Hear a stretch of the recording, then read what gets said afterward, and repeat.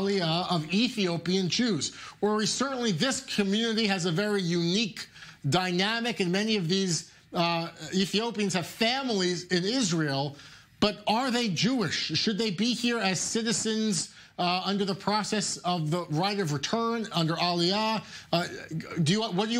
Your response to the ultra-Orthodox lawmakers who say they simply aren't Jews?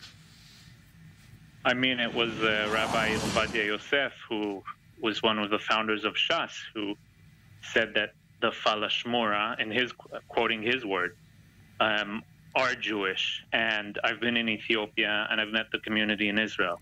And anyone who sees these people understands that there's no doubt in them being Jews.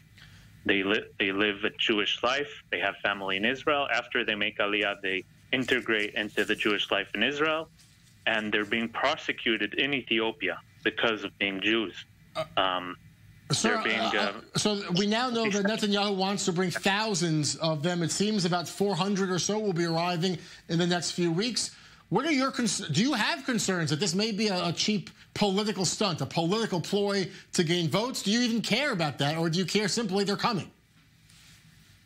I simply care that they will come to Israel and reunite with their families who live for 10 years and more, separated, parents who don't get to see their children, brothers and sisters who are torn from each other and have to send the little money they have to Ethiopia, to their communities there. The communities there are people who left their villages and gave up all their properties in order to make Aliyah to Israel, and right now they're living in their communities as sort of refugees, waiting to make Aliyah for many years and living as Jews, as I mentioned.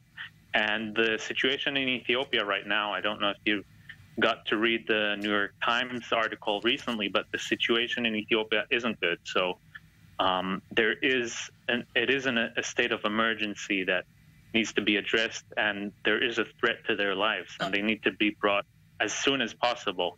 And Prime Minister Netanyahu, during 2015, decided to enable the Aliyah of all of them, and that decision hasn't been done. So, are you concerned? There are some concerns separate from their religion or their status that this appears to be a little bit rushed. I mean, there's an easing from the health ministry of medical records or mandatory vaccines, so this can be done as soon as possible. Is this something that should take a little bit more time, though, so that they can get the medical records and the checks as necessary? It should take less time, because Netanyahu announced that he's bringing 400 people before the elections.